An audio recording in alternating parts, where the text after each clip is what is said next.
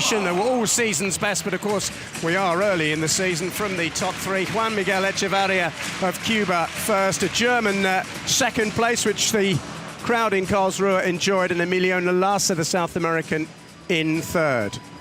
No 8-meter jumps.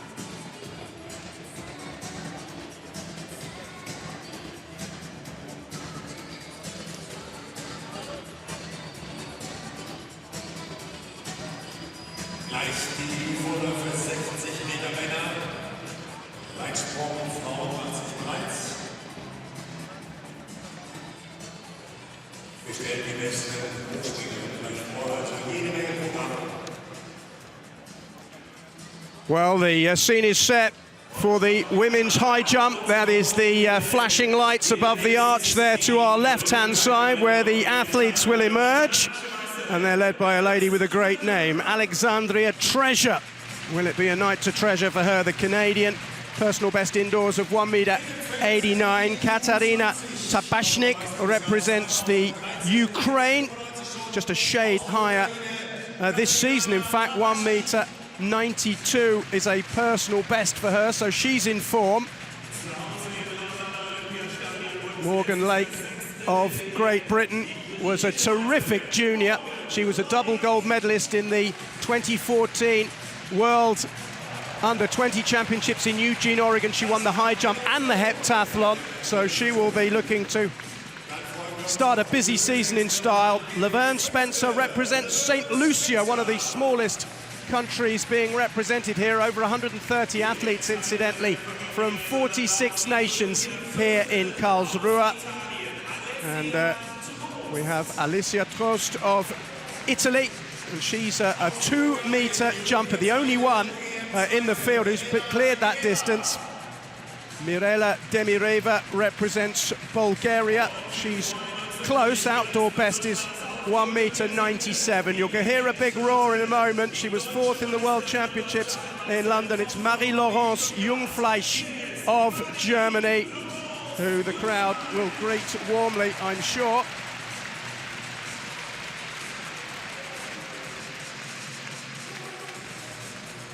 And, well, this is the favourite, Yulia Levchenko of Ukraine, silver medalist from the London World Championships last year, where she was beaten only by the great Maria Lasitskina. She's not a 2-meter jumper indoors, but has jumped 2:01 outdoors and has posted 2 heights indoors this season already of 1.97 m. Terrific field, Jade, for the first field event of the evening. Yeah, very interested to see that there's only a PB of 2 meters by one athlete. You know, it's such a strong field. But like you said, I think it's going to be a really good field. I think it's going to be a good competition. Just looking at the bars and what they're rising at, 180, 185, 189. So it'll be interesting to see what the different athletes at different levels come in at. Well, we have the first heat of the men's 60 meters in just a moment. They're being introduced to the crowd here at the Messerhalle, which is a brand new facility. This is Milo Skupin Alpha of Germany, personal best indoors of 6.86 seconds. He's run 6.88 this season. Another German is in lane 2. In lane 8, I should say, I beg your pardon. Tan Nusan. That's a man with a difficult name to pronounce, I'll be honest with you. Balasubrahamian. I hope I got that right, I really do. He represents Germany as well. In 2 was the man I was about to introduce earlier, Peter Emelisa of Germany. Another one who will get plenty of support from the German crowd. We'll work our way backwards and forwards to end up with the strongest in the field, who will occupy lanes 4 and 5. In lane 7 is Jan Volko of Slovakia. Personal best 6.58 seconds for him. In lane 3, it's Michael Toomey of Italy, one of the slower runners in the field.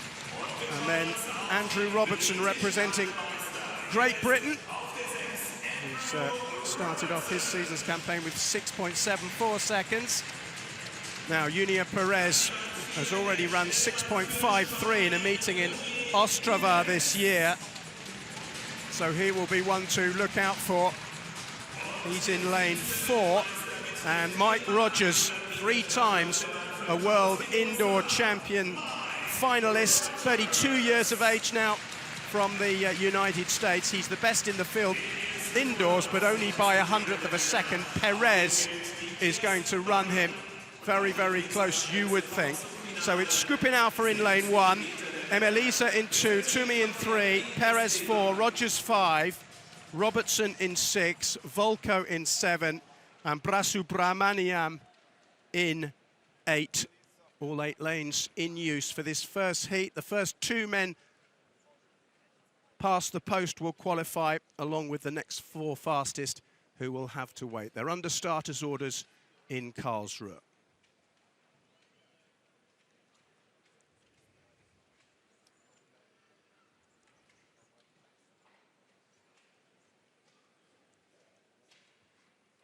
Clean start, and Perez and Rogers, as you'd expect, got up well. So did Emelisa in lane 2, but it's Perez coming through, and Rogers was just behind him. I think Perez just got it at the line from Rogers. That's a very good run, 6.56 seconds.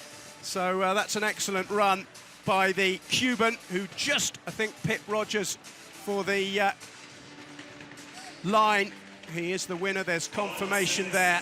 Just wait to see what the minor positions were, but that was a good run by Perez. Yeah, definitely. I mean, it looked like he got out really well, and I think he knew he was controlling the field. So towards the end of the run, the last 20 meters, I think he just slowed down. He knew he had it, and it was nice to see that little kind of camaraderie at the end, yes, giving themselves a little touch to Mike Rogers. Rogers didn't look as happy, but yeah, it looked like a good run. Quite easy. You mentioned that. I know that people sometimes think that athletes are deadly rivals and it's all death or glory, but there is an enormous camaraderie that goes on because you live in each other's pockets for so long, don't you? Obviously from your days.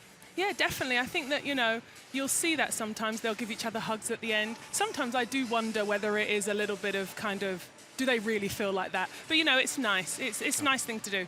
Yeah, we'll give you the confirmation in a moment of the first heat of the 200 meters. The 2 through by rights are Yulia Perez of Spain and Mike Rogers of the United States. 6.56 for Perez and 6.60 for Rogers.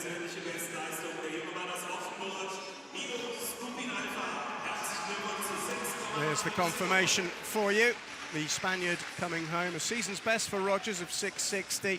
Emelisa and Toomey and Volko, who were behind, will just need to wait and see whether they'll be among the 4 fastest qualifiers after the front 2.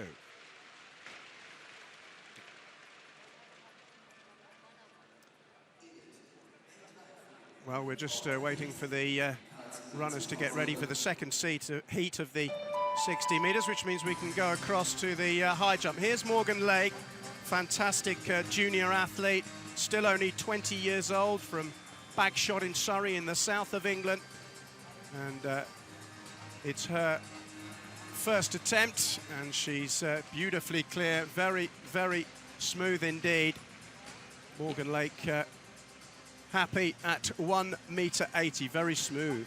Yeah, very smooth. She glides, you know, very, very beautiful jumper. I've heard from her coach that potentially not doing so much heptathlon anymore, focusing a little bit more on the high jump. Is her dad still her coach? Is it no, it was her dad, wasn't it? I think it was her dad, but I think she's taken on one of the more prominent coaches, that I think Coach Robbie Grabber. Oh, yes. Yeah, well, so he knows a thing or two, doesn't he, about high jumping? Definitely.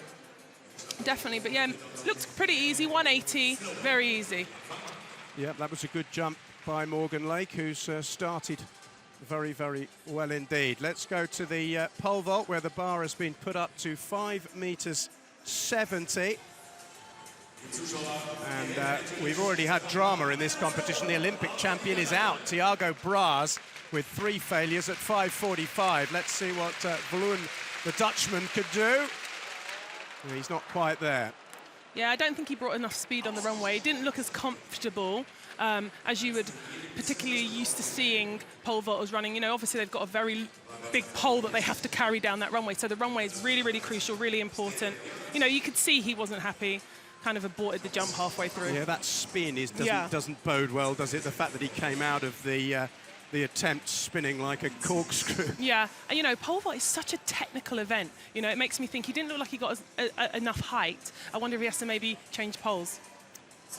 Well, we warned you it would come thick and fast, and we're already up to the second heat in the men's 60 metres. There are the athletes who will take part in this second heat. 7 of them. A reminder that 2 will go through by rights. In lane 5, a man who needs no introduction, Kim Collins of St Kitts and Nevis, a former world champion. They're lined up ready. In lane 8, it's Alexander Kovitch, who is a German. Season's best of 6.70 seconds. Looking forward to running in front of his home crowd. Man in lane 2 is Austin Hamilton of Sweden. He's run 6.68 this season. Looking pretty relaxed there and focused as he prepares his first attempt to get through to the final. Fabio Cerruti of Italy, a veteran at 32 now.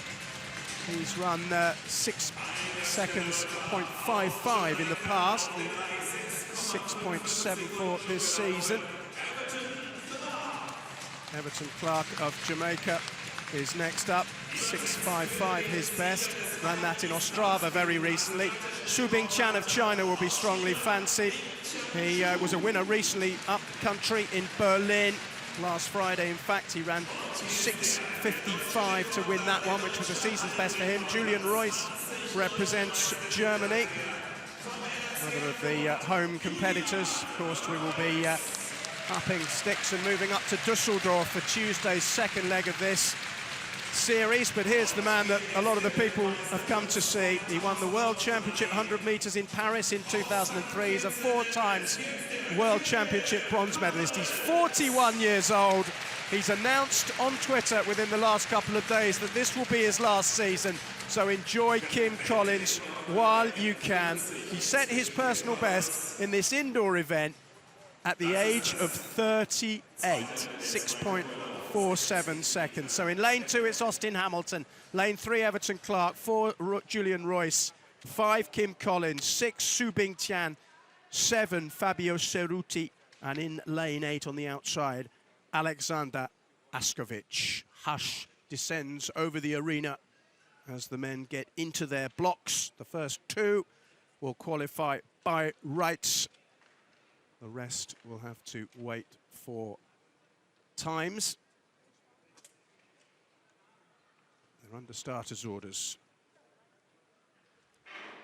And they're away. Collins struggling a little bit at the moment. It's Su Bingqian who's just got past him. It's Su Bingqian who wins. Collins just second. He didn't get the best of starts, the 41-year-old from St Kitts and Nevis. And Su Bingqian improved as the race went on. The winning time, 6.53 seconds. Those 2 men, and doesn't Su Bingqian look relaxed after that, will be through by rights. Collins just behind him there was blowing a bit more as they enjoy a handshake, but those 2 are through by rights. And 6.53 the winning time. Yeah, it didn't look like Collins got a good start at all, and you can see the tension in his face and his shoulders and rocking and rolling all over the place, but fought to get through to that second place. Tianbing looked really, really good. Season's best, actually, at 6.53, which his previous was 6.55. Looked very, very strong. Look at those legs. Those thighs look really strong. I'm sure he squats quite a lot in the weight room. Big difference in physique between those Definitely. 2, isn't there? Collins slight and wiry. Su Bingqian, a more solid competitor. Well, this man needs no introduction. He's jumped or vaulted 6 meters 16 indoors. Renaud Lavillenie, the world record holder who broke Sergei Bubka's long-standing record in Bubka's hometown in the Ukraine. He's gone clear at 5 meters 60. And this is his first attempt at 5 meters 70. Fetching pink top that he's wearing to match his spikes as he comes down the track, and he's not got that one right at all. He'll be disappointed with that. Bar's gone down at 5 meters 70. Yeah, it just didn't look like he looked confident in those first 3 strides. He looked like he kind of went out to the side in his first 3 strides, rather than, you know, keeping those strides really consistent. one in front of the other. Imagine if you go slightly side to side and you've got that bar, that pole in your hand, it's going to be, you know, really, really hard then to control. So good view of it here. Yeah. Yeah. You know, I don't think he felt comfortable from the first 3 strides. That's really important. But I'm sure he'll come back. He's got 2 more attempts. Yeah, well, he's a seasoned competitor, as we know. Let's take you through who will be in the final for the 60 meters men later. On Su Bingqian of China, the quickest 6.53 seconds. Then Yulia Perez of Spain, Mike Rogers, Kim Collins, who was second in Heat 2, got through in 6.61. Clark, Hamilton, Emelisa and Royce make up the field. So 2 Germans, to the delight of the crowd, are through. Hurdles being put in place for the next event on the track, which is the 60 meters women's hurdles. Yes, I'm kind of looking forward to this. Yes. This event. It's pretty stacked, actually. So, you know, it'll be interesting to see what happens. Here's Morgan Lake with her latest attempt in the high jump, and the bar has gone down. So having performed effortlessly in her first attempt at 180, yeah, she and getting through 185 proves too much. Yeah, sorry there, John. She looked a little bit too wobbly for me. Her hips, if you look at the replay, you look at her hips, she looked a little bit wobbly coming in on the last few strides. She didn't look comfortable. You can see from her reaction, not really happy about that jump. No, feet need to be really tight, and like you say, you have to really keep a nice tight curve, which is the curve that they run into the bar. Well, Laverne Spencer, representing St. Lucia, is next to jump at 1.85 m. We've seen Morgan Lake fail at this height. Here's Spencer, and she's, I was just going to say she's just over, and then off it popped to her horror. Wobble, wobble, wobble, and then down. That was unlucky. She was very close. Yeah, very close. I don't think she did too much wrong. Maybe just a little bit too kind of relaxed. Yeah, she looked really good to me. Nice free leg. The free leg is the knee that you drive up over the bar. I think it was just a little bit unlucky. Well, let's switch back to the men's pole vault. Next to jump will be Paweł Wojciechowski, the German I love that athlete. name. It is a great name. Paweł Wojciechowski, and he'll get plenty of support from the crowd just across the border in Poland. He's gone clear in 3 first attempts, but failed his first attempt at 5.70, so 3 heights cleanly, but he needs to nail this one. Otherwise, it'll be nerve-wracking for him, but he hasn't got it right. We should point out, Jade, that it is early season and that there are still a few cobwebs and a bit of rust around, isn't there?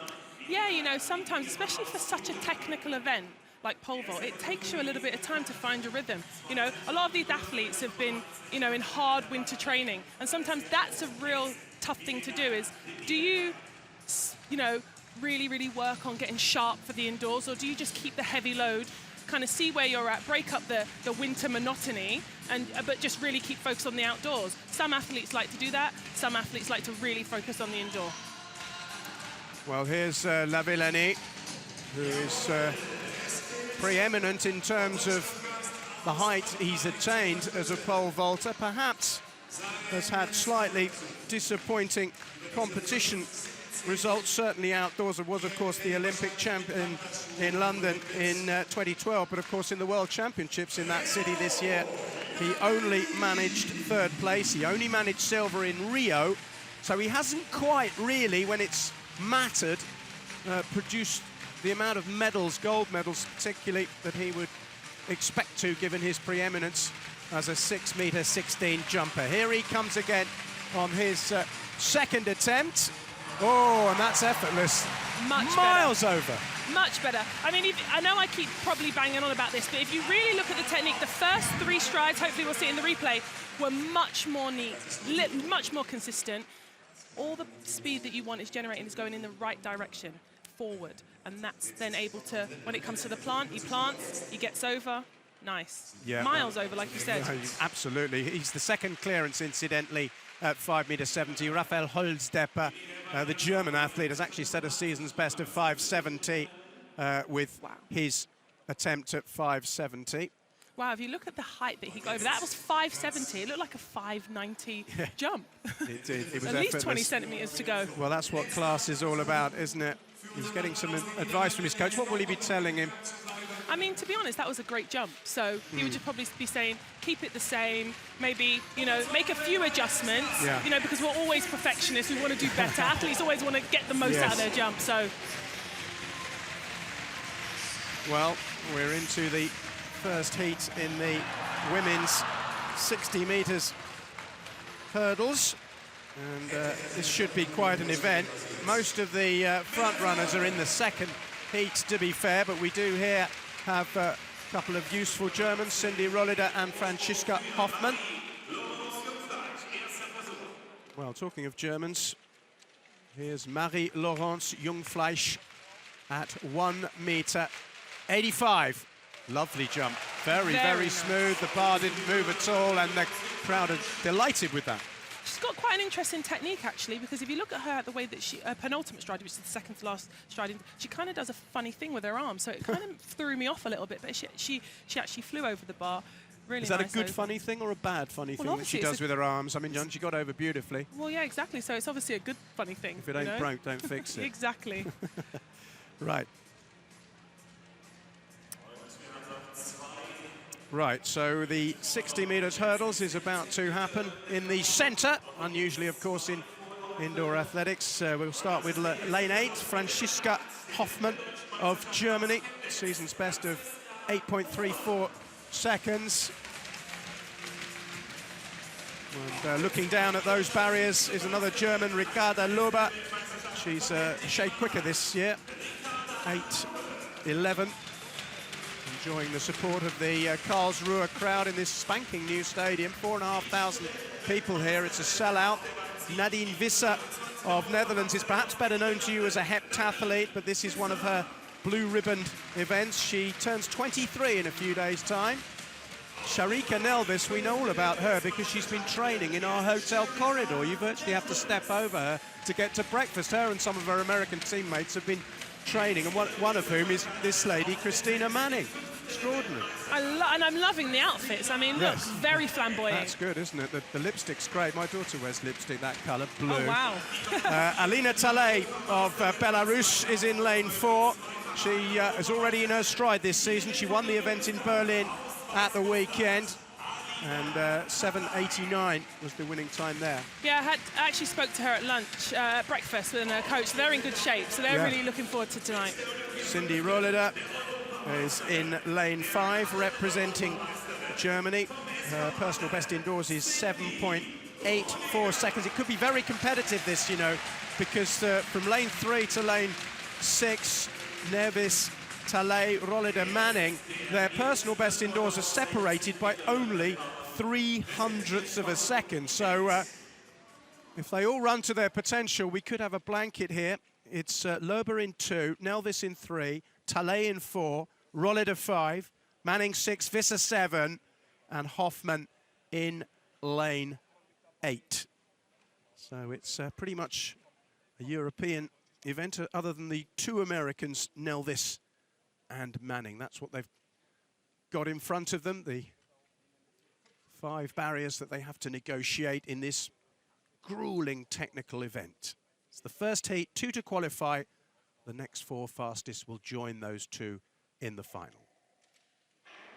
Away they go. Great start by Manning, and also in lane 2, Nelvis is going round the 2 Americans. It's Manning who's come through. That's very smooth indeed by her. Christina Manning wins in 7.84 seconds.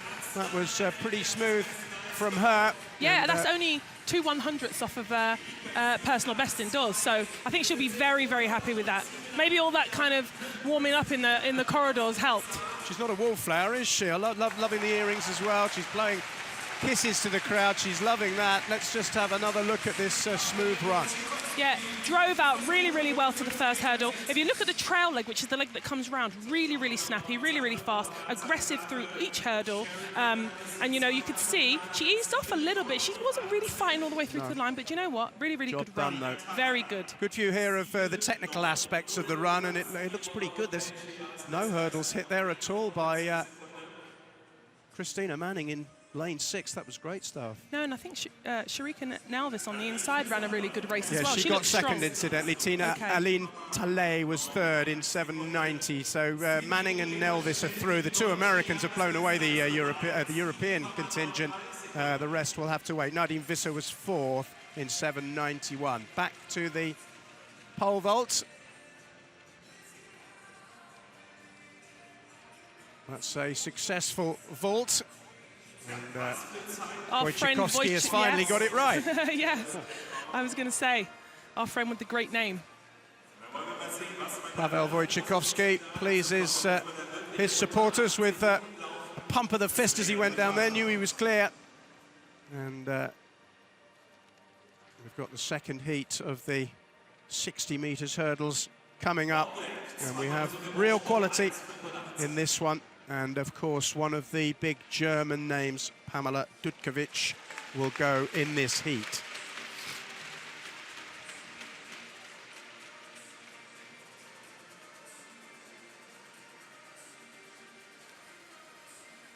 Yeah, just looking at the indoor PBs, 7:79 for Kovitch. Yeah. Extremely fast. Anything under 7:80 is very fast. Well, we're going to cut away from that just to look at Yulia Levchenko in the women's high jump, make her latest attempt, and that is really, really good leap by her, in tremendous form at the moment, and well, doing Ukraine proud. The silver medalist in London, and that was very, very straightforward indeed. Yeah, not much really to say on that. She got over it really nicely. I would say her arms seem quite wide coming in. I know I'm going to be nitpicking on technique, but, you know, I think that those arms, I'd like to see them coming in a little bit tighter, but she cleared it really nicely. What can you say once you clear it? Well, that's job done, isn't it? Exactly. I sometimes wonder about the guy with the flag who's got the easiest job in the competition. Here's the latest in the women's high jump, and it's Treasure of Canada, who is she had two fouls, two fouls, so that was her third attempt, so she's lucky to get over that, and she looked like very relieved. Is it luck, or do you make your own luck? Because obviously the pressure's on and it gets worse, but to produce a jump like that is a good effort. Yeah, she looks very relieved, as you can see. Yes, she does. You know, it's a lot of pressure, you know, two no jumps, two fouls. Absolutely. I think she knows how close she came to blowing out there, but she's managed to get through, which is a tremendous effort by her. I love to see this, and I see the relief on their face, going over, talking to the coach. Finally got it right. Let's go again. Refocus for the next height. Well, the men's pole vault is next up, and we've got a new height now. The bar's been raised to 5 meters 78. The only men clear at 5.70 were Raphael Holzdepper, Renaud Lavillanie, and Pavel Wojciechowski. Sean Barber, incidentally, of Canada, a former world champion, couldn't clear 5 meters 60. So we're down to a 3-horse race now in this pole vault. It's the 3 you might expect. And first to jump at, or vault at 5.78 will be Pavel Wojciechowski.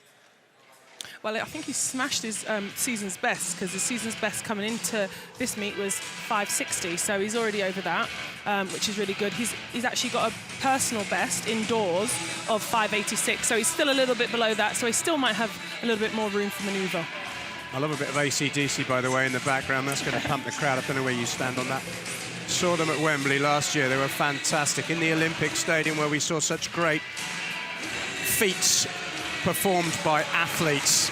Talking of great feats, here's Pavel Wojciechowski then, the Polish vaulter, personal best indoors of 5.86. He's attempting 5 meters 78 for the first time, one of 3 remaining only in the competition.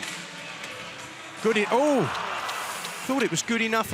Add insult to injury, or injury to insult. The bar has landed on his head as it came down, and well, he got the top half over, and then it went wrong. Well, he got the height, but he came down on it, and I think that if you look at here, he's coming down on it, so the height over the bar was fine. I think maybe he just needs to make a few more adjustments. I'm sure he'll go back, talk to his coach. The first stride for me was a little bit lazy. I feel like if he got his hips a little bit higher, then that would have maybe made a bit of a difference. to the result over the bar. Here's heat 2 then of the 60 metres hurdles. It's a really good quality field. This one, Tiffany Porter of Great Britain, is a former bronze world champion medalist, indoor champion, I should say. In lane 8 is Laura Valette of France. She's the slowest in the field, 8.13 seconds, her personal best. She's below that season's best, so needs something. Elisabeth Peziridou of Greece is another who's never been below 8 seconds in this event. Peter Schrott represents Austria, sub 8-second hurdler at 7.96, but nowhere near that yet this season. Maddie Hildebrand represents Germany.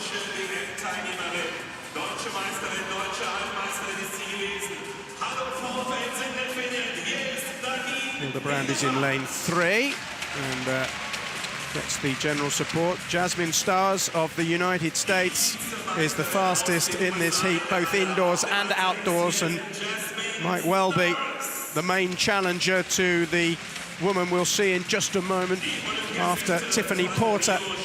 She's won a silver and 2 bronzes in previous World Indoor Championships. We'll be hoping to do well on home soil in the next World Championships, which of course is in Birmingham next month in Great Britain. And there is Pamela Kovitch, who announced herself on the world stage in London with bronze behind legends Sally Pearson and Dawn Harper Nelson in the 100 metres hurdles.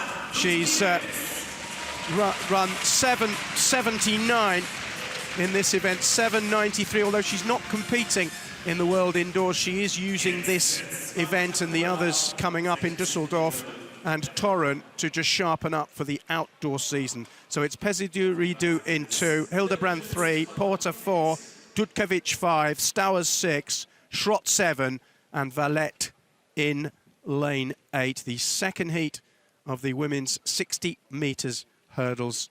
Once again, the first 2 will qualify by rights. The rest will have an agonising wait. There's the scene in front of Tiffany Porter and Pamela Dutkovic. Away they go. Dutkovic got a really good start, and she's stretching out with Stowers just inside. Good run by Hildebrand also, but it's Dutkovic who delights the German crowd by getting up there and enhancing her reputation still further. Hildebrand was in and amongst them as well as they reached the line. Tiffany Porter started pretty well, but then faded away a little bit in that one. Dutkovic wins in 7.97 seconds. That is confirmed. We'll give you the rest of the results in that one in the meantime. But let's go back to the pole vault run-up, where Raphael Holzdepper, the German vaulter, has the pole in his hands, and off he goes at 5.78. That's a very good vault, and they love that. They love that here.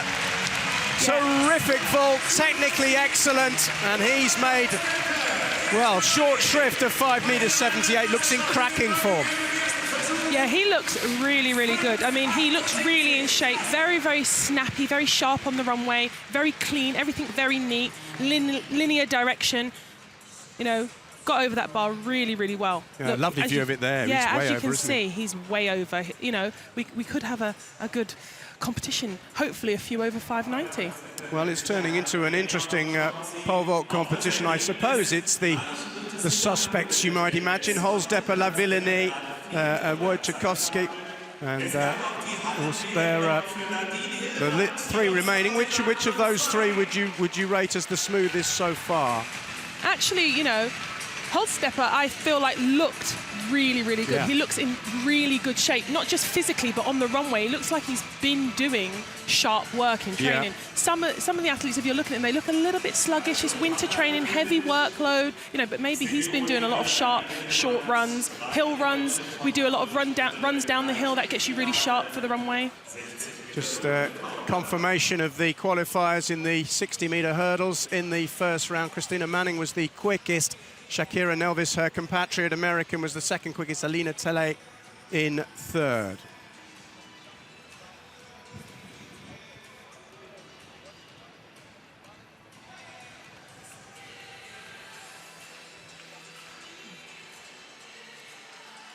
So, jetzt der zweite für Pamela. Er möchte gerne die 578 packen. Well, you saw a glimpse there of some of the long jumpers who will be introduced to the crowd in just a moment. We've got some big names in this one for you, not least Tiana Bartoletta, who won World Indoor Championship gold in 2006, but of course is the reigning Olympic champion. First out is Alina Rotaru of Romania. And here is Tiana Bartoletta's compatriot, Quanesha Burks. She's already jumped 6 meters 49 this season. Personal best outdoors is 6.93. Alexandra Vesta of Germany is next out. Personal best indoors of 6.95. So this season she'll be hoping to crack 7, that's for sure. In lane 4, in position 4, I should say, is Lorraine Ugan of Great Britain, who was a World Indoor Championship bronze in Portland last time out, 26 years of age now, personal best 6.97. Bubbly competitor and up and ready for the new season ahead. Here's Sostene Mogwenara of Germany. She's 5th to jump, 7 meters at 16 is her personal best outdoors, only managed 6.86 indoors. And in a moment we will get the... yeah, I do say only, in a flippant, ill-informed manner. We'll talk about all that later. Tiana Bartoletta, well, she's a reigning Olympic champion. She's won 2 Olympic relay golds to add to that. She got the bronze in London. And she, of course, is a busy lady tonight. She's in the 60 meters as well, as we've seen. So, big night for her. This is Ivana Spanovic, who is an indoor specialist, world championship and Olympic bronze medalist in the long jump. She's the reigning European champion, and her personal best indoors, where she excels, is 7 meters 24, the 3rd best of all time. It's a national record for Serbia. Michaela Malaika, I should say, Mihambo of Germany, European bronze medal winner and a European indoor silver medalist behind Spanovic from the last European indoor event, is also involved in completing the field in the women's long jump, which the lady to my left is something of an expert on. I'll leave it all to you. Yes, I've been kind of chomping down on the bit, trying not to, interrupt you. Very, very excited, obviously. Love the women's long jump. Really, really good field. I mean, you said only 6.86. Sorry. My PB was 6.81. Come on. I didn't do too badly, but, amazing field. Like you said, Spanovic, really the one to watch. Tiana Bartoletta, also the one to watch. We'll be enjoying that in just a moment, but first of all, we've got the 800 meters men's with the runners and riders out on the track ahead of us in this new arena. In lane 1 is Saul Ordonez of Spain. He's personal best indoors, 148.42. That's less than he's managed outdoors, where he's a 145 man. Christoph Kessler represents the home nation. He's run 148.86 this season. He's in the 2nd lane. And then we will get the bronze, double bronze world indoor medalist, Andrew Oshagi from Great Britain. There he is, 145.22. That's the quickest in this field of 7 athletes. So Oshagi will be looking to get the top spot on the podium here, but he's got strong competition. Marcin Lewandowski is a very, very seasoned Polish campaigner. He's 30 years of age now. He's trained by his brother, Tomasz. It's very much a family affair in the Lewandowskis. not the most famous Lewandowski in Poland, of course. That's Robert, the Bayern Munich striker, but tonight he is. Erik Sowinski, who was a winner in a meeting in New York last week, so he's shaped up nicely, won it in 1 minute 46.98. He represents the USA.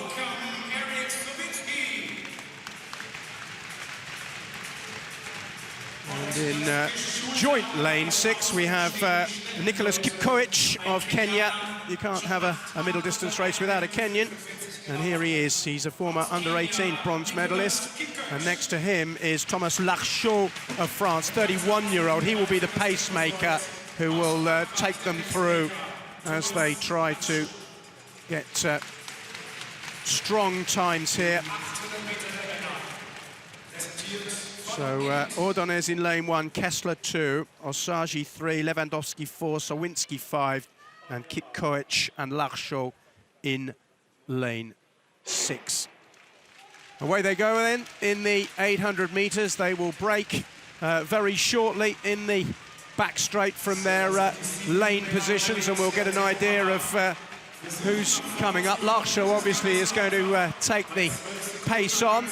It's 4 laps of the track, of course, in this indoor arena. Sowinski is just behind him. Kovitch is tucked in there too, wearing the blue. They've gone through 200 meters in 25.87 seconds, so they're setting a fair pace here. It's a battle beyond the tall man in black, really, for who will come out on top at the moment. It's Erik Sowinski, the American, who's already got a victory under his belt this year. He's got Kovitch behind him. Lewandowski is also in a useful position. And then Osagi, the British athlete in white, behind him. 2 laps to go. And 52.49 at the 400-meter mark. And, well, Sowinski makes his move as the pacemaker falls away, and it's now down to the rest of the field to do it on their own. Sowinski in first at the moment. Lewandowski is just tucked in behind. Kovitch is in a useful position. Osagi, very experienced, a former medalist, as they take the bell. It's still Erik Sowinski of the United States in first. Marcin, Lewandowski in second as the field begins to stretch out a little bit. Osagi is in third. Kovitch first at the moment. Erik Sowinski is just fallen behind Marcin Lewandowski, but Lewandowski's labouring and Sowinski's coming back at him. This is going to be a good finish. Lewandowski trying to hold on at the line with Sowinski and Osagi. It was an absolute blanket there. I think it might have been...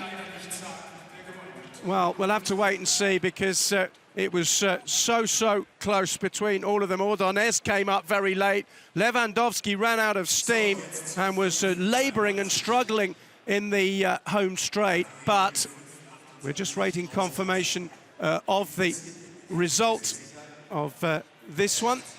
And, well, let's have another look. It was quite a race. And Lewandowski, who we thought maybe had got it, he got up with Sowinski. Ordonez and Osagi were both there as well. It's too close to call. Yeah, you know, indoor athletics, especially for a little bit of a, you know, a distance event, it's so tight. You know, you've got the tight bends, you know, you're kind of hustling and bustling with everyone. I even see Sowinski nearly kind of take a fall a little bit earlier in the race. But, you know, like you say, blanket finish, really tight on the line.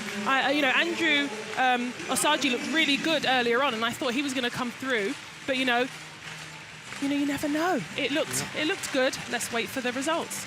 Here's Renaud Lavillenie. He's attempting 5 meters 83, having passed at 5.78. What's he got? Well, not a lot by the looks of it. He landed with his knees on the bar. It wasn't the most competent. He doesn't, well, he smiles in the end, but I think it's a rueful smile rather than a happy smile from Renaud Lavillenie, who really didn't look close to clearing that one.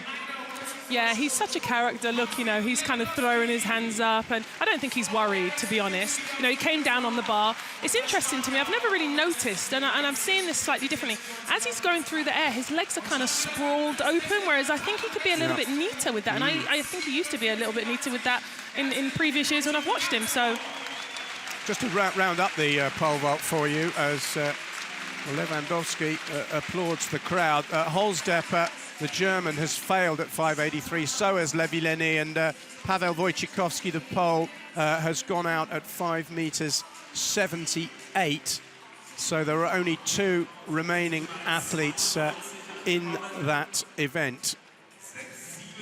Well, there's confirmation of a very close race. Look at that, 100th of a second. Marcin Lewandowski, who was gritting in his teeth and looking almost as if he was going backwards, somehow clung on at the line to pip Eric Sawinski of the United States. Saul Ordonez of Spain will be very pleased with a personal best of 1 minute 46.96 seconds to get third, and Andrew Osagie of Great Britain was fourth. I didn't think Lewandowski had got that, but he just about clung on. Sheer grit, sheer determination.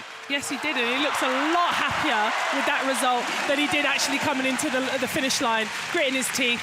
You know, very, very difficult, I think, conditions to run distance indoors, you know. It's very dry, you know, you need to be able to breathe, and maybe he was struggling a little bit at the end, but he held on for the win.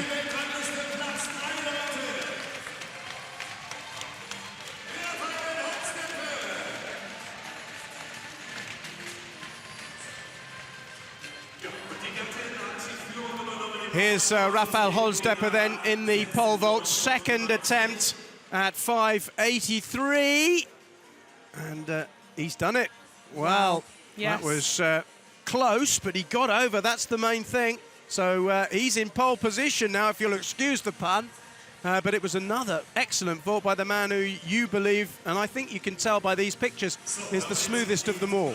Yeah, he just looks in really good shape. It looks like he's so far wintered really, really well, meaning that training looks like it's gone really well, and obviously coming out and performing the way he is showing that it's going really well. You know, I just like how smooth he is. You know, the runway and the approach, or the run-up, some people call it, is something that's really, really important. And he just looks really smooth. And I know this might sound a bit strange, but body-to-weight ratio is really, really important. He looks like he's moving his body weight extremely well. Probably very strong in the weight room. Well, we're staying with the pole vault because we've got a little bit of pressure now on the world record holder. He's failed one attempt at 5.83. Holzdeppe cleared it with the second attempt. Can Levin? Oh, yes, he can. And some. That's a terrific vault. That is sheer class from the Frenchman, who sailed over. His first attempt was poor. That was anything but. Yeah, that was, you know, much better, a lot neater. If you look at these pictures now, when you see what I was saying about his legs spreading, that was much neater, the way he brought his legs back together to come around to go over the bar. You know, you want to get from A to B in as least effort as possible. You don't want to be going all over the place and your energy going left, right and centre when you want it to go directly ahead. So he looked much, much cleaner, a lot neater. And I could kind of tell he was going to do it after the last vault. Well, next up, we've got the final of the women's 60 metres for you.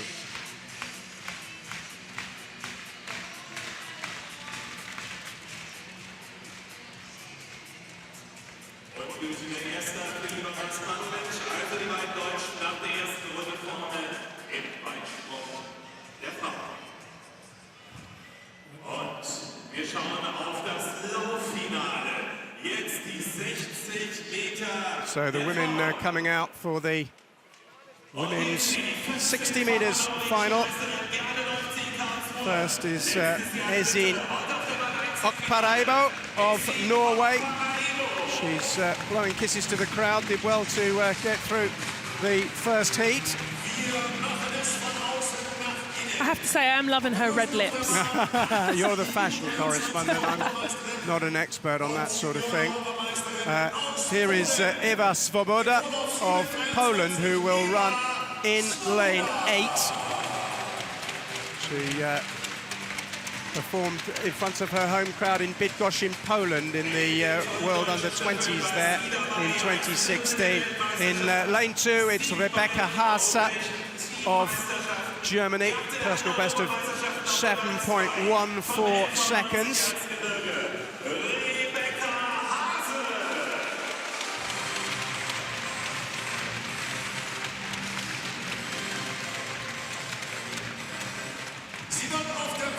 Next up, it's the reigning world indoor champion. Didn't run particularly well in the heats and will be hoping to do better. That's why she's in lane 7. But it's Barbara Pierre, whose personal best is 7 dead. But she'll need a better run than she produced in the first one if she's to add this title to her world indoor title from Portland. In lane 3, it's Mujinga Kambunji of Switzerland. Personal best of 7.11 for her. She will occupy lane 3. 2 across from her was the German Tatjana Pinto, who is enjoying the season's best of 7.08. Another one who'll get huge support from this German crowd inside the stadium in Karlsruhe. And here's Lisa Meyer of Germany. She's ran 7.17 this season. Another one who gets big applause from a huge crowd that have been very appreciative. I love German athletics crowds. They're knowledgeable, they're appreciative, they know their stuff. And we almost forgot Asher Phillip, how could we? The British competitor, she won a bronze in the World Championships in the relay, as well as the Olympic Games bronze as well. So she completes the lineup in this 60 meters final. So we've got the lineup there for you. Okapaberebo, Hasa, Kampunji, Maya, Philip, Pinto, Pierre and Svoboda. Maya and Philip there with Kambunji in lane 3. Svoboda on the outside, the young Pole, still just 20 years old, feeling her way really at this level. Hush descends again across the stadium. All 8 lanes in use, of course, in this 60-meter women's final. Away cleanly first time. Good strong start by Kambunji, and she's holding it at the moment on the inside. It's up Pereira, but a very, very quick late run by Tatjana Pinto. Looks to have won it. She did it in the heats, and she's done it again. 7.10 seconds. There's the bouquet, there's the smile, and there's almost the disbelief. But yes, you have done it. It was a fantastic final 30 meters, and she's got the victory. So the Germans have a winner in Karlsruhe in the 60 meters women. They'll be absolutely delighted about that. It's only just sunk in, and she's, well, arms aloft to the crowd. Second was another German, Lisa Meyer. It was a 1-2, 7.12 seconds. So look at those 2 Germans enjoying a taste of victory. It was a terrific race, but she came late. Yeah, she actually looked like she stumbled a little bit out of the block. She didn't look like she got the best start, but she came through really, really well. Her transition out of her drive into her upright running was really, really good. And as you see, really relaxed, very, very strong. Technique, knees driving through, and I think that's what really helped her come through the line to win that race. The middle 4 were all together there. I mean, it was a very close race. Pinto 7.10, Meyer 7.12. Asher Phillip clocked exactly the same time as Meyer, but was edged out into 3rd. And Mujinga Kambunji with 7.13 seconds. Back to the men's pole vault, where it's a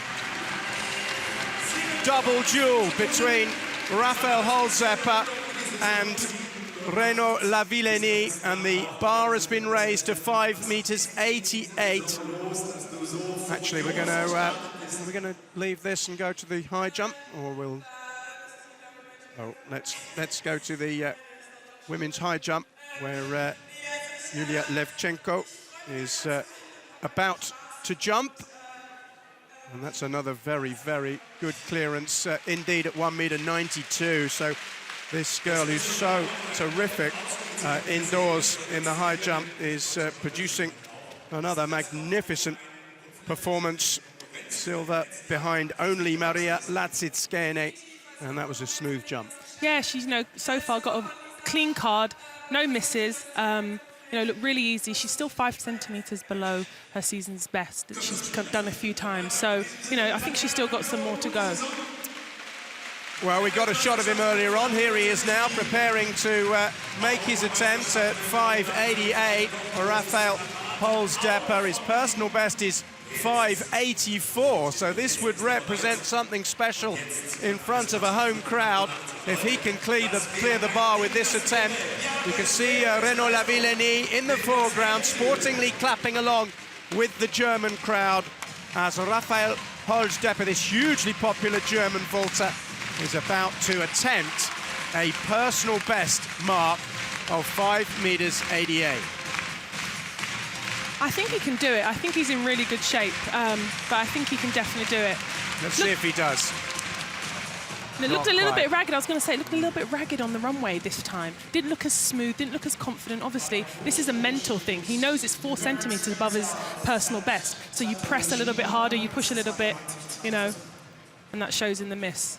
Laverne Spencer in the high jump women has gone over at 1 meter 92, representing St. Lucia with pride. And in the long jump, we have Lorraine Hugen of Great Britain, Indoor Championship bronze in Portland. Here she goes with her attempt. Oh, nice on the runway. I think that was a clean jump. Yeah, she's got the white flag. Really nice. I really like the way she's come through over the years. I competed against her when I was on the way out and she's on the way in. Obviously, she's great. She's from Great Britain. Really nice jumper. Perfect physique for long jump.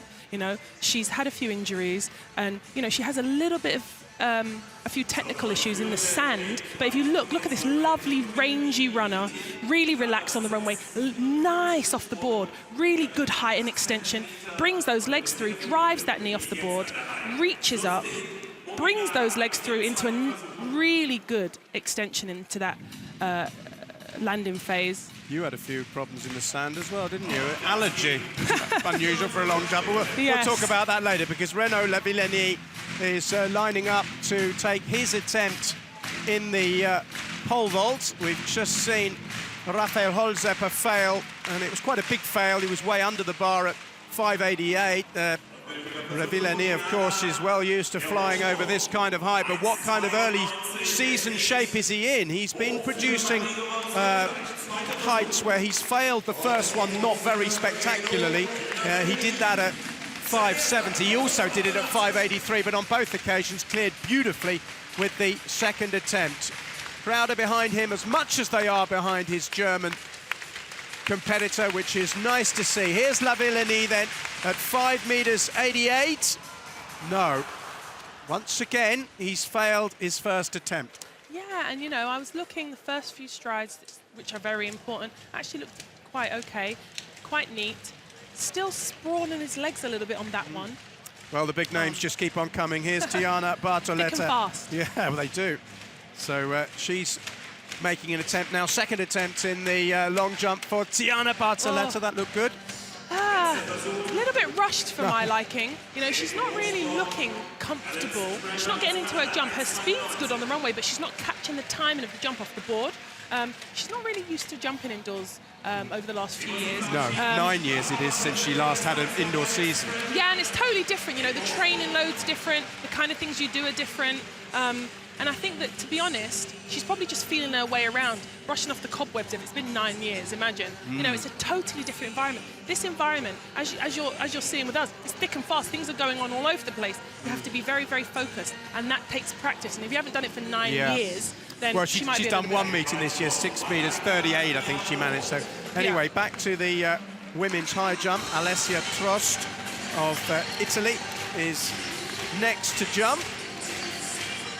And she's wobbled it, and it's gone at 1 meter 92. So disappointment for the Italian. Yeah, she doesn't look very happy with that. She's very angry at herself. She knows what she's obviously capable of doing. She's out of the competition. That's why she's looking so angry, I guess.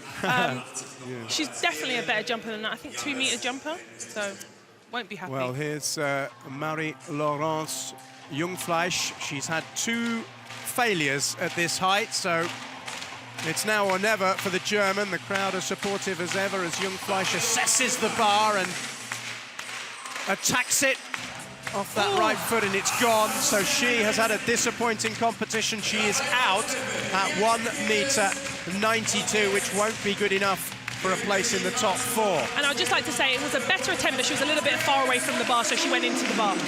Back to the pole vault. It's Holzdepper with his latest attempt.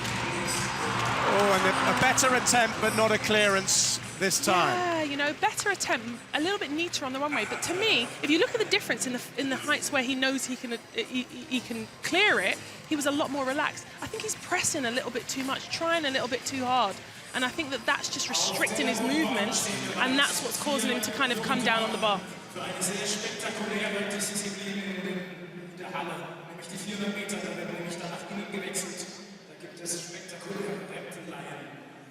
Zufall wollte es so, wir haben 2 Zeitläufe. Im ersten Zeitlauf sind die jungen Wilden, alle 4 Damen unter 22 Jahren. Begrüßen Sie mit mir auf der Bahn 3 die U20-Europameisterin über 400 Meter aus dem Jahr 2017. So this is the women's 400 meters. Slightly unusually, we have 2 finals here, an A and B final. There are 4 competitors in each one.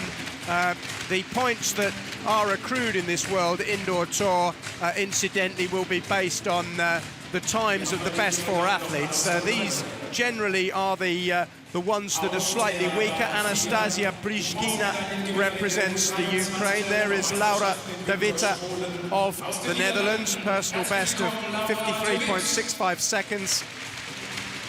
And then it's Ayomide Folorunso of Germany, who's run under 53 indoors and outdoors. So she will be a contender, as will the lady in lane 6, Anita Horvat of Slovenia, who has run 52.24 this season, is the fastest by quite a distance in this 4-woman lineup.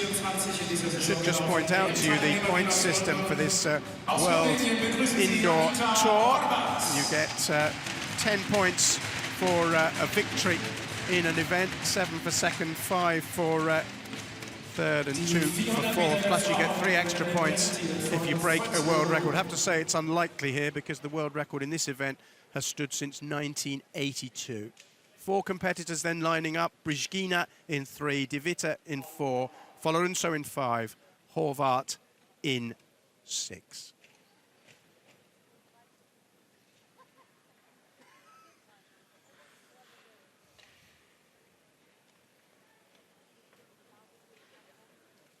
Settled in their blocks now, awaiting the gun to see them away.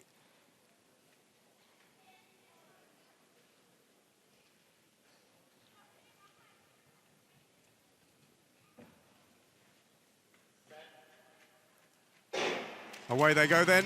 Unusually, of course, it is 2 laps of the track, so you've got extra bends to contend with. It's a very different event from the outdoor one. Horvat's gone off pretty quickly over there in lane 6 in front of Folorunso, and coming through on the inside strongly is Brzyzkina. So it's Brzyzkina who's heading towards the line in first place, but Horvat has now taken it over as they break, and Horvat takes the bell in front with Brzyzkina in second place. Folorunso desperately trying to keep pace. De Witte has been left behind a little bit. Horvat gritting her teeth. They've got 50 meters to go here, and she's hanging on. It's a good run by Horvat, who led at the bell and doesn't look as if she's going to relinquish that lead at all. It's a battle for second place now, which Folorunso, I think, is going to win. She does, and Brzyzkina was in third, but Horvat in 52.59 seconds. It's outside her season's best, but it's good enough for victory in this first final in the women's 400 meters. Yeah, and you know, she's actually a really decent 200-meter runner as well, outdoors. I think she's run 22.47. So she's got that speed, that raw speed. And, you know, she looked like she was out there on her own, really. I'm sure she would have appreciated being in the little bit faster heat, which is the one that's coming up, or the final, I should say, which is the one that's coming up. No but, pause for breath. Really I'm sorry, Jay, we're going to have to go back to the pole vault now because it's hotting up again. I don't mean to cut you off. I'm not being vaulting route, but No we want to get problem. everything in. And it's a big name, Renaud Lavillenie. One failure at 5.88. Can he do it at the second time, as he has done on the previous two heights? Oh, yes, he... No! Oh, I thought he had. He thought he had. The crowd thought he had.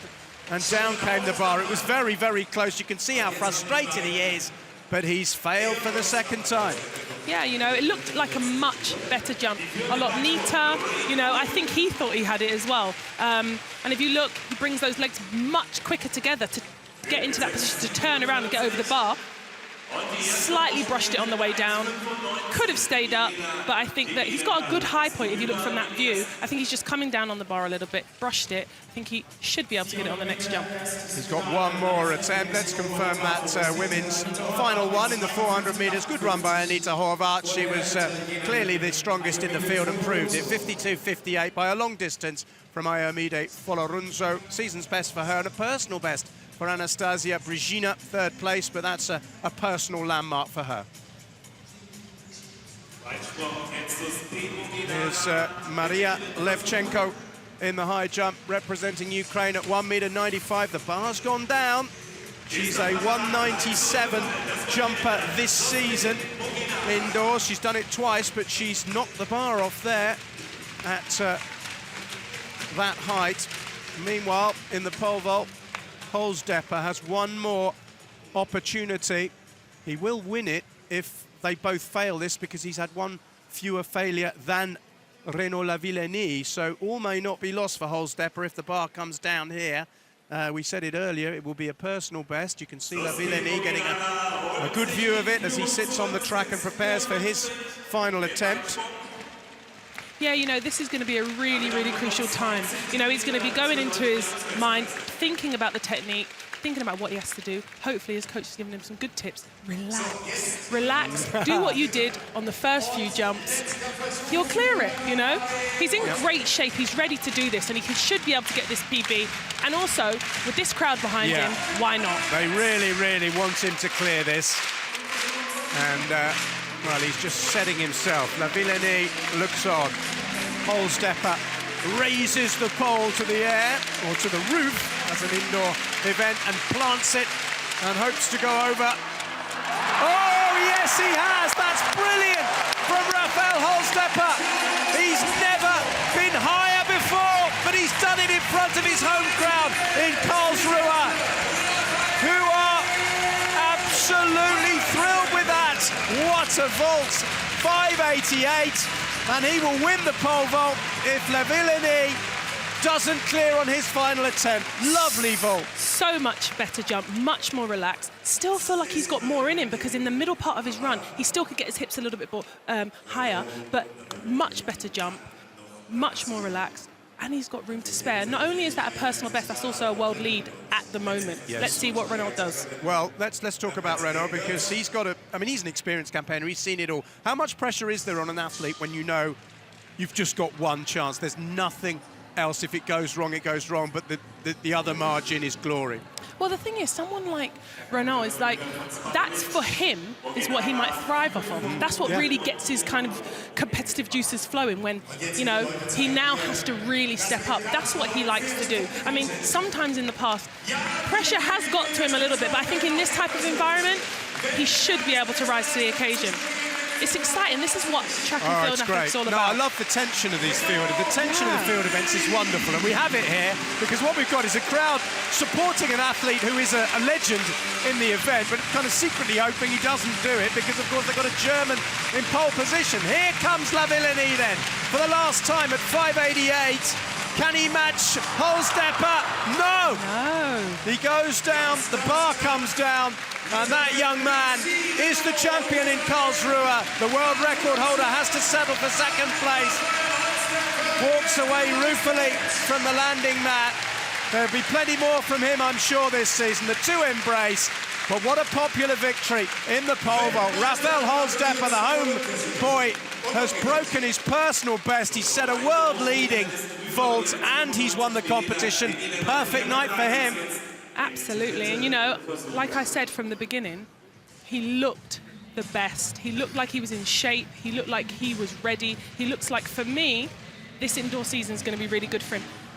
Levin, for me, was a little bit scrappy. Technical, not as tight, not as neat. Still got room for improvement. Obviously, 588 is usually nothing for him. Right, well, let's cut off from that just for a moment. We've got the second final in the women's 400 metres. 4 runners. And Phil Healy of Ireland is in lane 3. There she is. She's personal best of 52.08 indoors. Next to her is Justyna Świeci of Poland, a European indoor bronze medalist.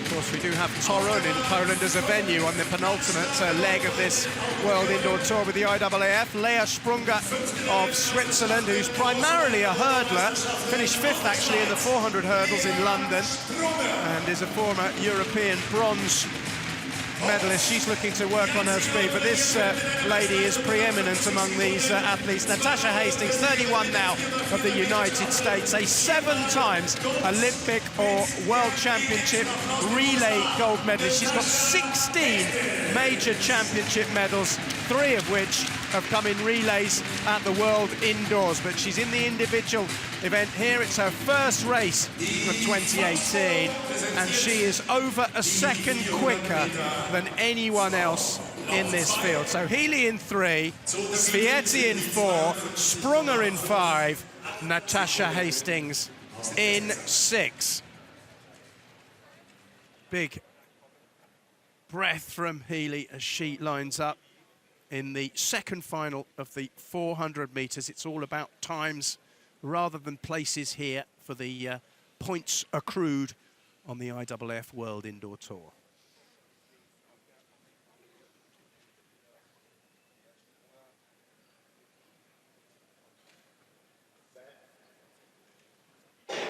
Away they go. Watch out for Hastings in the outside lane. Is she going to go out really hard? Well, Phil Healy has of Ireland. She's already up on the shoulder of Świeci with Lea Sprunger just trying to hang on to the coattails of Natasha Hastings at the moment. It's all fairly close at the moment as they come towards the 150-metre mark, and it's Healy of Ireland who leads, Sprunger second, and then Hastings with Świeci a little short way behind now, and Hastings is going to have to make her way past 2 other athletes. Healy still leading, Sprunger second, Hastings hanging on in 3rd with that golden hair to match her gold medal collection. And, well, it's going to be Lea Sprunger of Switzerland who goes out hard. Hastings don't think it's going to get there. Sprunger leads, Healy is second at the moment. Hastings is desperately trying to get up there. And in fact, she finishes 4th and last as Sprunger claims victory in 51.99 seconds. That's a great run by the Swiss athlete, and Natasha Hastings, who came in here with the reputation, clearly has work to do this season because she was beaten all ends up, really. That's a season's best for Sprunger, and, well, a thumbs up for the crowd. Great run. Yeah, I mean, that was a very good run. You know, Sprunger, very, very rangy athlete. She looks very, very tall. She looks strong. Really nice for her to dip under 52 seconds, as she hasn't registered a race this year. Hastings looked a little bit sluggish to me. She did. You know, she just looked out of sorts. She didn't look her normal self. Maybe, you know, maybe she just came, she lives in the US, so maybe she just got off the flight, a bit of jet lag, hasn't, you know, brushed the cobwebs out of her legs yet. Yeah, that's what it looked like, didn't it? I mean, there's obviously more to come, although, you know, she's now 30-something. There's confirmation of that result. Season's best for Hastings, but only because it's her first event of the season. And they've obviously rounded it up to 52.02 rather than dipping under to 51.99. Here's the long jump. It's the 3rd round we're in now. And let's see what Mogwenara of Germany can do.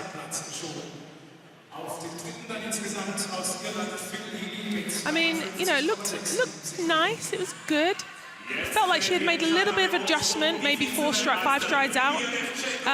You know, 6:54. It's a decent jump. You know, it's not going to be setting anything on fire, but you know, she looked good. She's still got some improvement to do. Feel like she could run through the board a little bit better. I'm sure she will. Meanwhile, in the high jump, well, we're watching a rather underperforming Levchenko. The bar has come down at 1.95 m, and she is out of the high jump competition. As we go back to the pole vault, where we're in uncharted territory as far as Rafael Holzepper is concerned. He's passed at 5.93. He is going for 5.95. It would be a huge personal best if he can do it. His previous best, 5.84. So he's 11 centimetres above his personal best. What can he do?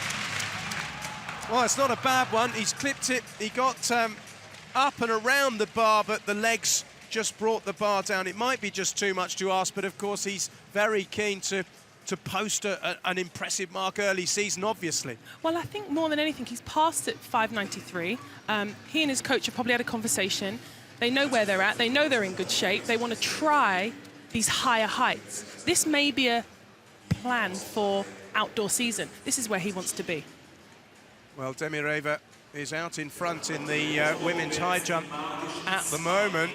She's the only clearance at 1.95, and this will win it at 2 meters. Oh, my goodness me, that's brilliant from the Bulgarian. That is a personal best by 8 centimeters, and she has absolutely dominated the event. Terrific jump. Yeah, it looked very smooth, really easy. You know, it's funny, I've got a little fun fact. Apparently, Michael Jordan, you know, the famous basketball player? I do know him, yeah. Not personally. Well, yes. Well, he's actually 1.98. So if you're a 2-meter jumper, you basically can jump over Michael Jordan's head. Pretty cool.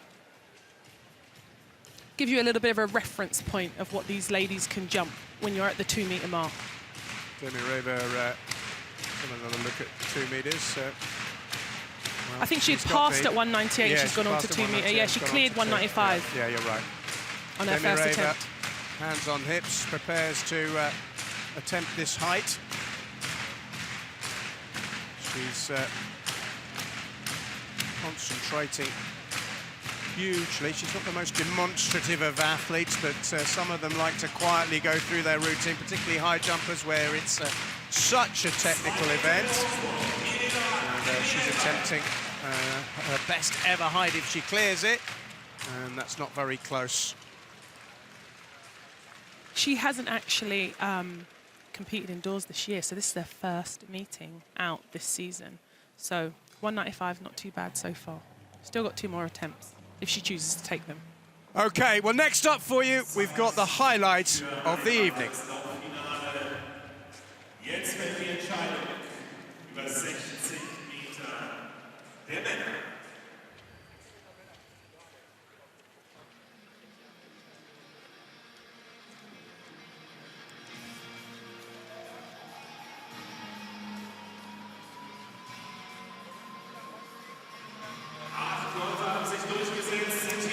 So, it's the 60 meters men's final. To many, the blue ribbon event. And representing Germany in lane 1 is Peter Emelese. Personal best of 6.60. Then in the outside lane, lane 8, is Everton Clark, representing Jamaica, born on Christmas Eve, 1992. He's just turned 25. And, he sprints off as into the spotlight comes Austin Hamilton of Sweden, another 6.63 man, just 20 years old, one for the future potentially. We're looking to have a breakthrough season. In lane 7, it's Julian Royce of Germany, 6.52 second man. The big men are all in the centre lanes, and we'll see them in just a moment as we work from outside to inside as we introduce these athletes to you, a new feature which you'll get used to over the season. Here's Mike Rogers, 32 years of age now, 3 times a World Indoor Championship finalist from the United States. Familiar headband as he marches in. This was the man who posted the fastest time in qualifying and looked very, very impressive, the Chinese athlete Su Bingtian. It was a very impressive run by him in the heats.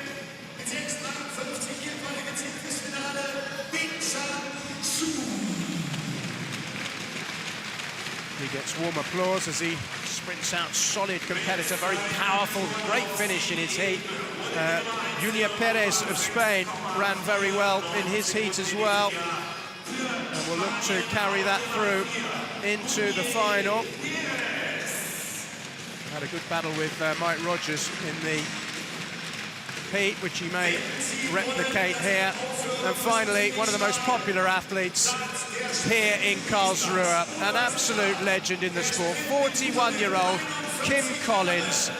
15 years ago in Paris, he was crowned world champion from the tiny island of St Kitts and Nevis. It was such a seismic event there that they actually named August the 24th Kim Collins Day, and it remains a national holiday. He said that this is his final campaign in rather cryptic fashion via Twitter. He said, "I've done my time, overtime and more time, so in 2018 it is time." Those are the 8 athletes in the final of the men's 60 meters.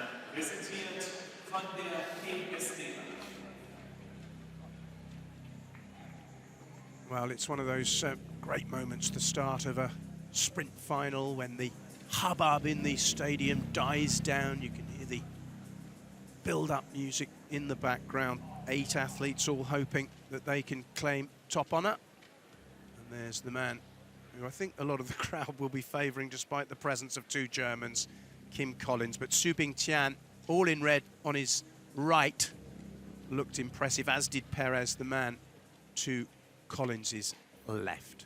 Can he start his farewell season with a victory, Kim Collins?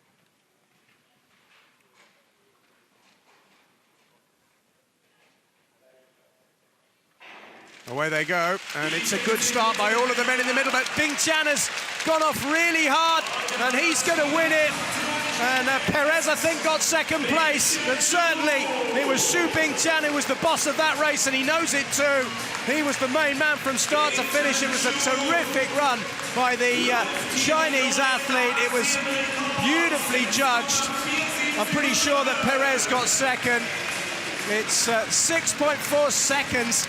An Asian area record. What a run by Su Bingtian. What a way to start the season for him. He's been absolutely terrific in both the heats and the final, and this was a magnificent run. He absolutely smashed out of the blocks, blasted out of the block, looked totally dominant. Look at that determination on his face. He really, really wanted to get a really good time. He knew he was in shape from the heat. 53 in the heat, 6:53 in the heat, so 6:47, you know, area record, personal best, really, really good run. Look at that face, really determined. He knew he could dip under that 6:50 time. Well, I must admit, with the naked eye, I thought Yulia Perez had got second place. He did post exactly the same time, 6:54, as Everton Clark, but it was the late-coming Jamaican on the outside lane in 8 who came through and got second place. So Bingtian, Clark, Perez. Here's Holzepper in the pole vault with an attempt which probably it's a bridge too far or a bridge too high for the young German. You've got to try these heights in situations like this when you've already won the competition, just to see what it feels like. His coach will be watching, his coach will be taking notes, and then that's something they will go back and work on and see what they need to do in the future to get these heights of 6:95. Confirmation of the result in the men's 60 metres. Su Bingtian with an area record for Asia of 6.47 seconds. Everton Clark, an emerging talent from Jamaica, where, of course, they've produced a few decent sprinters in the past, was second with a personal best of 6.54, exactly the same time as Yulia Perez of Spain, who had to settle for third. Mike Rogers and the 41-year-old Kim Collins outside the top 3. Season's best for Kim Collins, though. 660. 660 at 41 years old. Incredible. Do you understand how fast that is? I can't really, to be honest. I've struggled to run for a bus, but Exactly. it is an incredible achievement. It's lovely. I've followed him all the way through. I used to commentate on his race. I was there in Paris in 2003 when he won it. He's such a good guy. He's been around the hotel chatting to everybody, offering encouragement to young athletes. Yeah. Just a super guy. Let's go back to your favourite event, the long jump. See, you're getting excited already. I am. Well, let's see what Magwenara, who currently leads with Wow, so she's in first 54, place. can pull out here. So I wonder what's happened to Spanovic so Well, far. we'll check it out in just a moment. Here's the jump. What do you make of that one? I mean, it looked like a really good jump. It's really interesting. She kind of goes straight into a hang position off the board. She's got so much more to get if she just actually transitions off the board into a jump and then goes into a hang, but she kind of hangs off the board, which is obviously working pretty well for her. She jumped 7:15 outdoors. Yeah. So she's a very, very capable long jumper. You asked the question, actually, what's happened to Ivana Spanovic. I can tell you she's no-jumped on all 4 attempts so far, and we're going to see her next. So this will be interesting. And all of the ladies get 6 jumps, yeah. because there's only 8 of them in the field, 7 or 8 yes, in the field. there's no cut here, if you like. So Spanovic then, she needs to produce something. Not in form so far tonight. Hasn't yet posted a legal jump. Must do with this one or the next, or preferably for her both. Well, the first thing to say is that it is a white flag. So that's the main thing. That's one less thing to worry about. She won't be happy about those 5 no jumps. You really always want to get a jump in the first 3 jumps. It's very, very important, no matter what the situation is in the long jump. It looks like it could have gone into the lead. Speaking to her agent this morning, they thought that she was going to be in 7-meter shape. So 661, pretty decent jump. She's gone into the lead. Here's Holzapper again. It's his final attempt at this extraordinary height. And once again, he's well underneath it. 595 was too much for him. But what a wonderful competition he and Renaud Lavillenie gave us in the men's pole vault. What a hugely popular win it is for this young man. Yes, definitely. I mean, he did a really good job today. He jumped a personal best. What more can you ask for? And actually, I just wanted to correct something. The German athlete in the women's long jump, she actually jumped 663, so she won the competition with Spanovic in second with 661.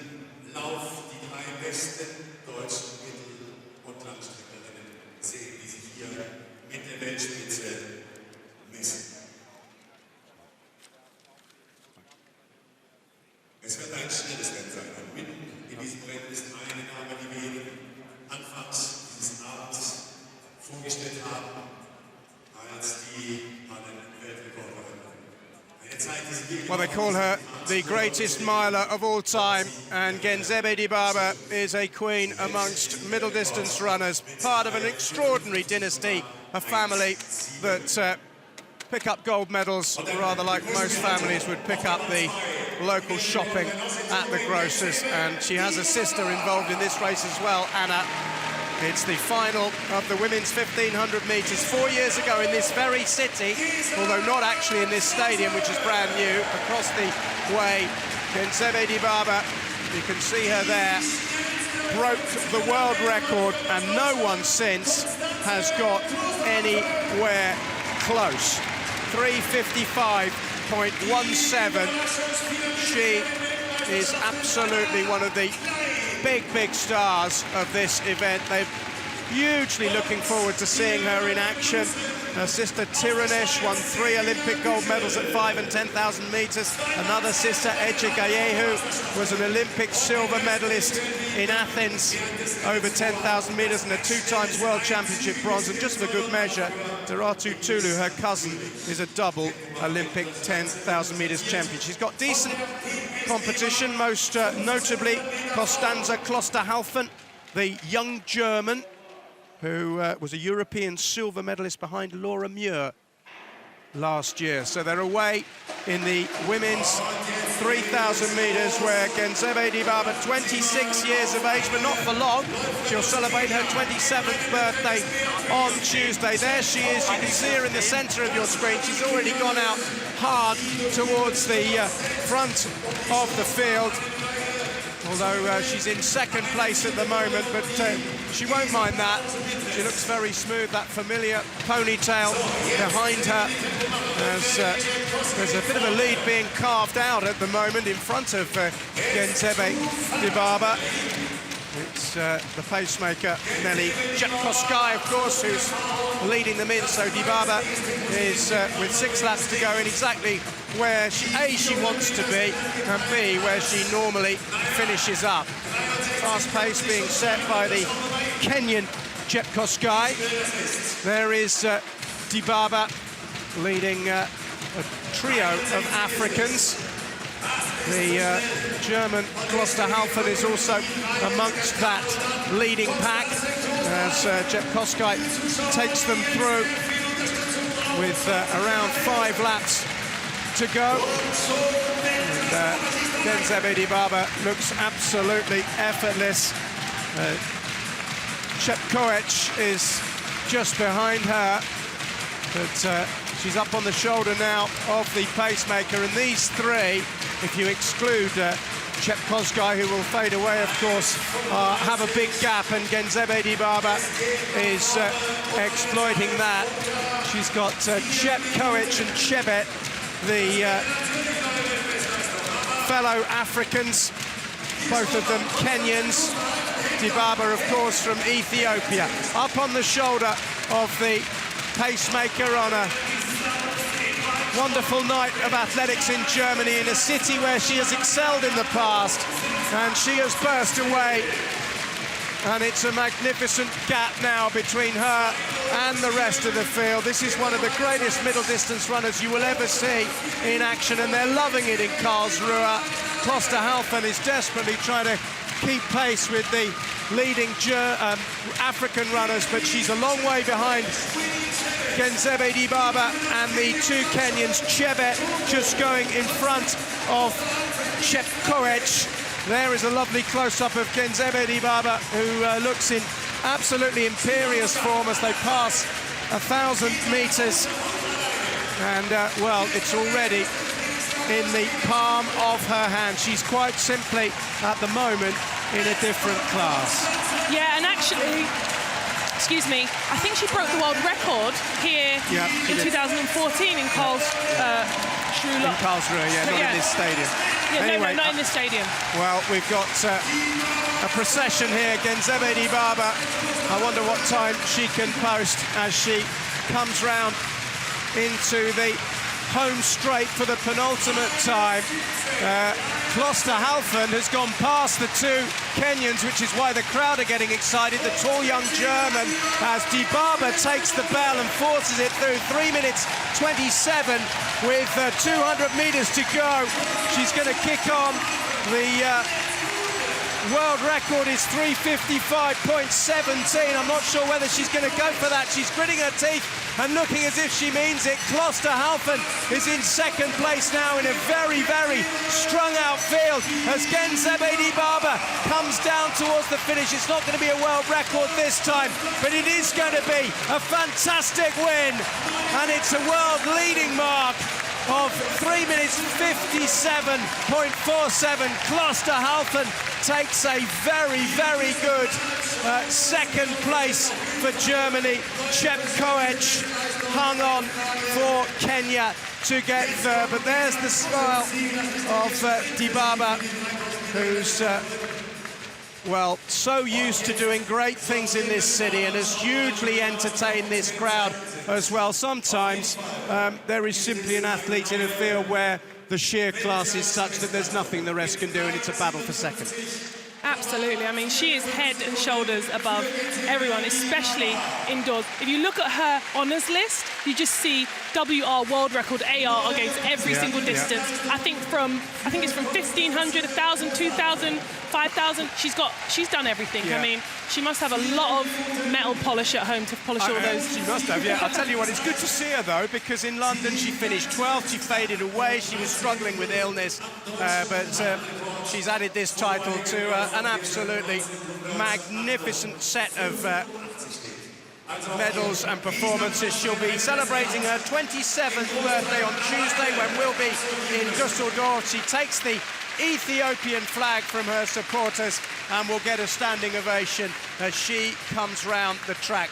Quite simply, an athlete in a class of her own, and once more, effortless grace over 1,500 metres. Now, let's switch to the long jump and round 5 with the leader. Yeah, I was getting a little bit ahead of myself earlier. I thought the event was over, but yeah, this... Malaika Mihambo. It's actually her birthday today. It is so her 24th birthday today, and at the moment... Really good jump, attacked the board really, really well, and she, you know, the result, she got 6.68 and went into the lead with that jump. Really, really good. World lead, actually. Really, really good young long jumper. It's not a bad way to celebrate your birthday. She's in front, it's a personal best, and it's the best jump in the world this year so far. Let's see what response we can get from Alexander Vester, currently in 7th place, representing Germany with 6 meters 37. This is her final attempt. We're in the last round now. 6.68 from Mihambo is the leader at the moment. Here's Vester. A little bit behind the takeoff pad there, I think. Yeah, and also she's leaning back at the board. That's not what you want to do. You don't want to go behind you. You want to go everything. You want to generate speed going forward. Speed plus height gives you distance. So if you lean back at the board, that's just going to mess up your whole trajectory of your jump. So she needs to keep that speed going forward. She actually used to be a heptathlete, and now she's concentrating much more on the long jump. So. Yeah. So. And I mean, she's not doing too bad. From her. With a 6.95 PB outdoors, but, you know, not doing so well at the moment indoors. 6.37, not the greatest jump.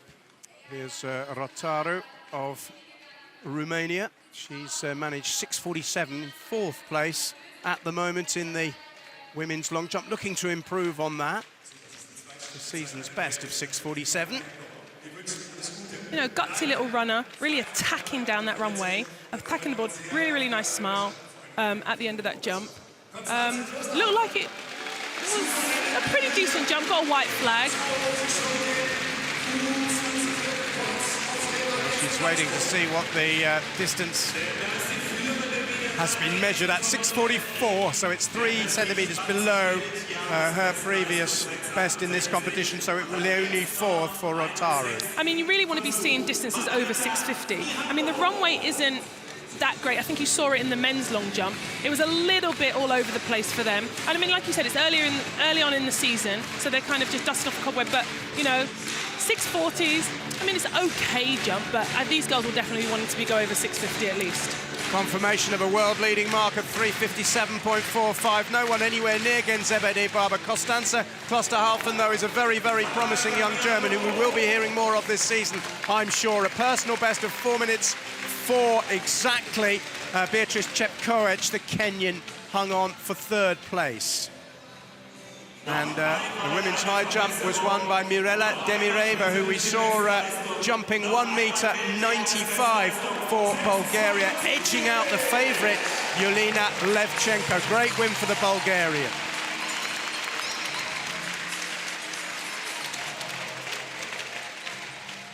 Well, the long jumpers are still out there, and there are hugs and embraces being exchanged. Yeah, she's actually gone and done a really decent jump. Here's Mihambo. Yes. She's getting ready. You know, take that breath, relax. Nice front end of the runway. Driving her arms. Nice, tight, speedy feet. Popped into the sand. That speed, she carried the speed really well through the board, and I think that was a really good jump. Let's see what this is. Nice knee off the board, extends all the way through the jump. And extends her lead as well. It's 6 meters 72. That's so the birthday girl has produced another gift for the crowd. Should be the other way around, of course, but 6.72 is the leader. She goes ahead of Merguenara who's jumped 6.63, and he's about to jump now.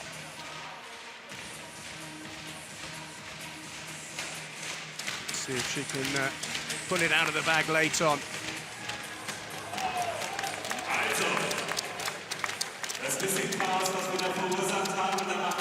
This is why it's so kind of nice when you see the competition getting going in the last few rounds, you know. 6 jumps is really important for jumpers to kind of really find their rhythm.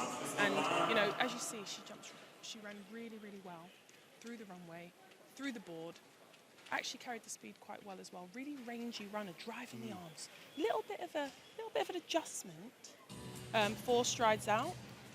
But looked like a really good jump. Let's see what the distance is. We're just waiting for the distance to come out. Yeah, it's not been posted yet. We'll find out in just a moment. Really interesting, actually. She does a double arm shift off the board, meaning she uses both of her arms to drive off the board, where usually you want one arm specifically to drive off the board. It'll get you a little bit more height. A shot there of the sand kicking up as she enters the pit. Still waiting to see what the verdict is. It's taking longer than it normally would. Sostene Mogwenara, Germany. Just having a word with one of the officials there. I don't know if there's a problem with the timing. The crowd are looking a little anxiously because they obviously want the German competitors to do well. At the moment, they've got a 1-2 in the women's long jump, which they'll be looking to maintain. It's not timing, John, it's distance. We're waiting for the distance to come up. Sorry. That's all right.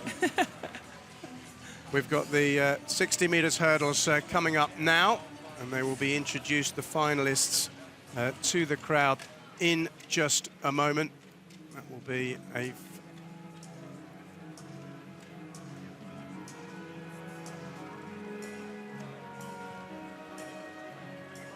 no.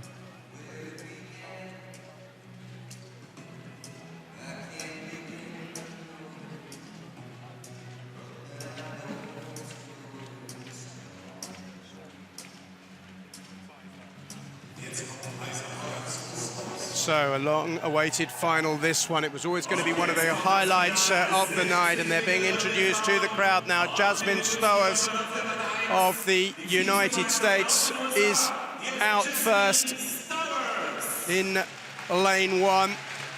In 8, it's the heptathlete Nadine Visser, who excels brilliantly, of course, in the multi-events at this particular discipline, which makes her such a successful heptathlete. She is from the Netherlands.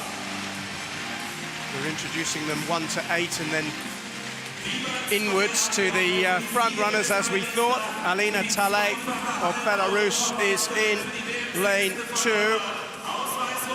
And season's best of 7.89 for her.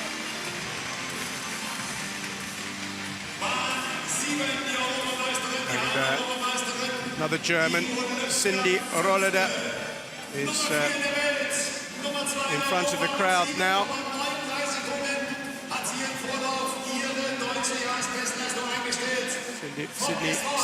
Cindy Rolleder.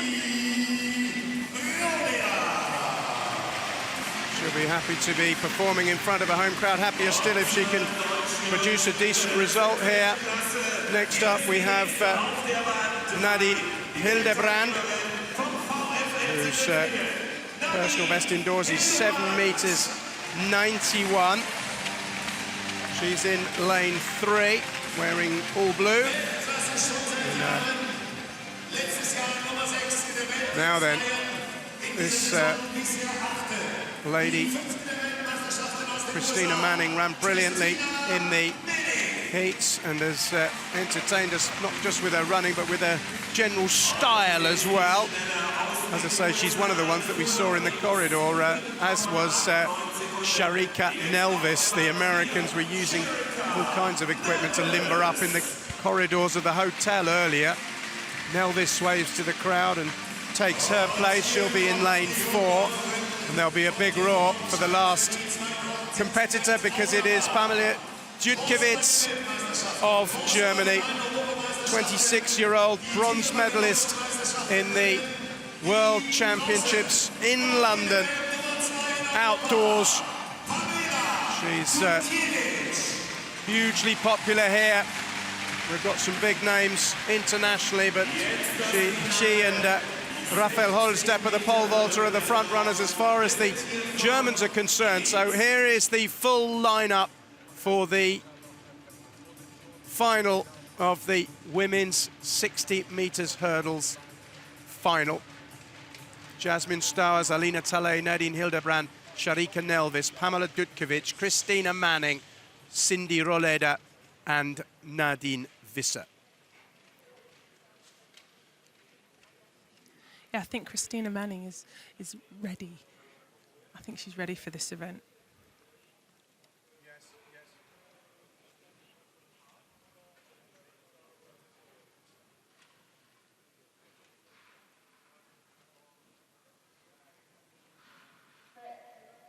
Here they go then, and they're away cleanly. What a start by Christina Manning, who got up fantastically well.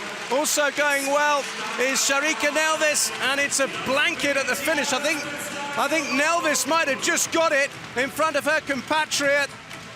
I think Nelvis just got up at the line. It was a very, very smooth race in terms of the hurdling. Nelvis is looking anxiously up to see whether she's actually got the verdict, and she has. 7.80 is a personal best for her and a world leading mark.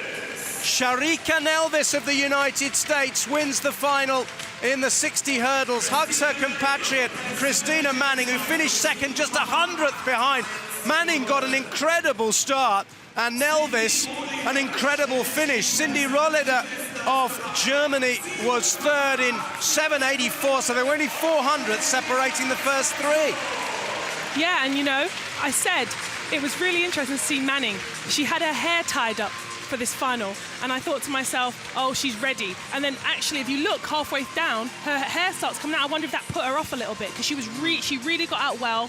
She really was just tacking those hurdles, but then Nelvis came through at the end really, really strongly and just pipped her at the line. Oh, you're right, yeah, you can see the left. And yeah. I mean, we talked about her fashion style. I mean, is she going to end up being a fashion victim? Because she hit the last hurdle quite hard, and that's probably what made her end up losing to Nelvis. Well, if you have to ask yourself, actually, in the heat, she tied them up, so it must have been getting on her, in her way. So she tied them up. They've come out, and I think it might have thrown her off a little bit. Lovely celebration from Sharika Nelvis. She's lit up the entire event. She really has. Here are the confirmed results in that exciting final. It was a real blanket finish there. Nelvis 7.80, Manning 7.81, and Cindy Rolleda with a joint personal best, equaling her previous PB, 7.84 seconds. Season's best for Alina Talay, also of Belarus, who was fourth, and Kovitch, rather disappointingly, down in fifth.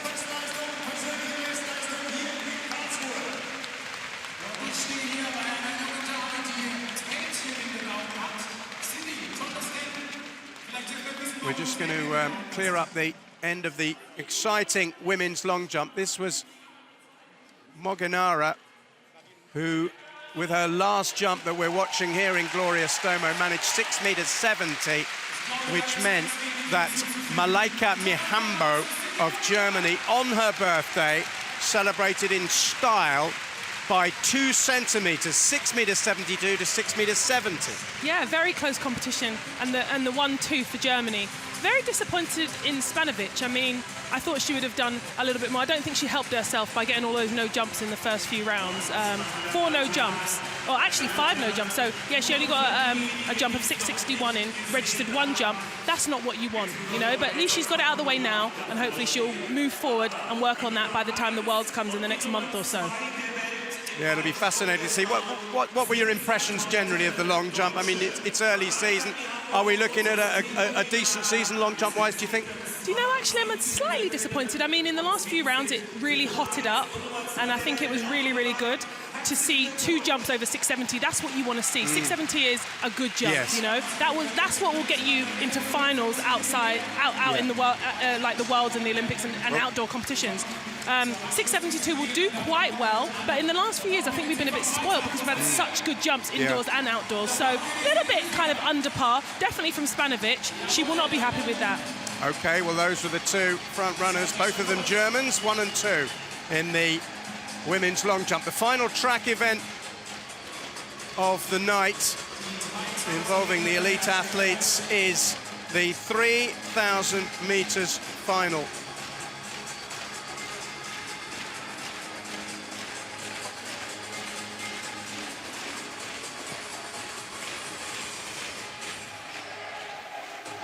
Karlsruhe feiert mit Yulia.